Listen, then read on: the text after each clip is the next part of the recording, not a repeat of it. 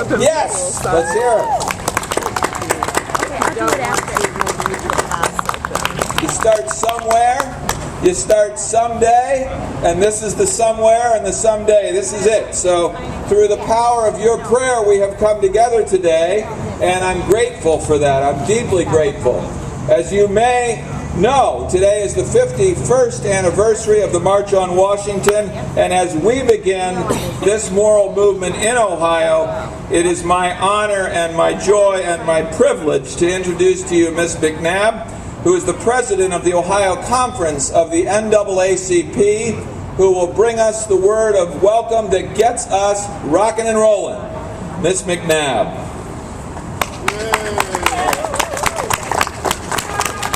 Thank you, and good afternoon, and welcome to the moral movement.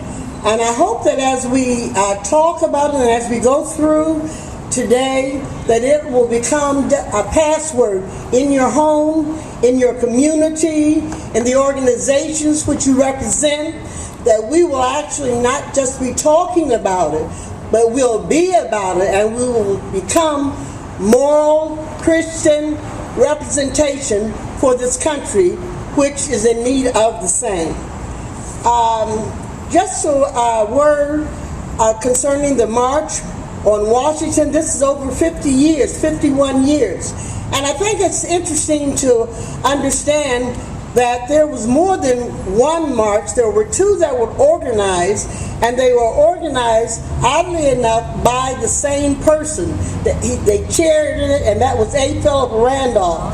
And he called it together, the first one, and they were expecting over 10,000 people to respond, but because of pressures from other groups and to not to march, and then President Delano Roosevelt enacted a new executive order. It was Executive Order 8802, and in 1941, which addressed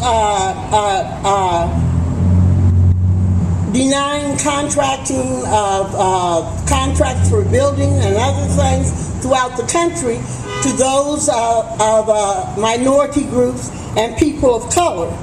So because the act was given, then they canceled that march, and it did not take place. However, many people gained jobs, but how many of us know that many times we'll try to put a Band-Aid on a serious surgery, and what you end up with is additional concerns.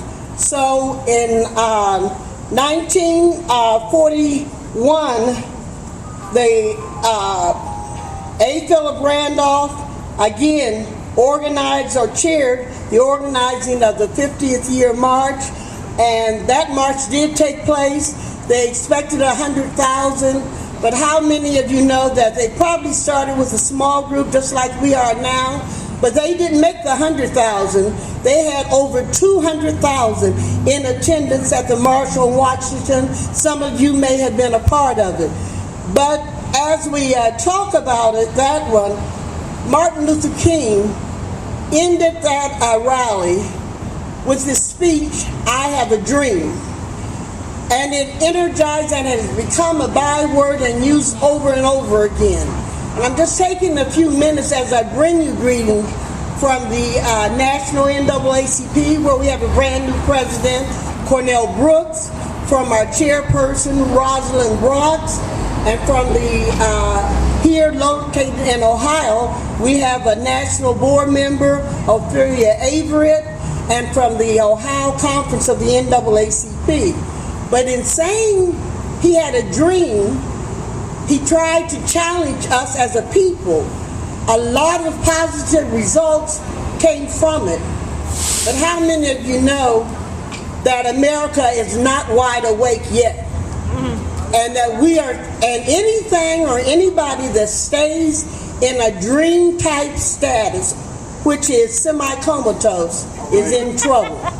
So I need to say to you that as we come together, thank you, my brother, we need to wake up, be alert, and be the moral movement that moves the conscience of this country.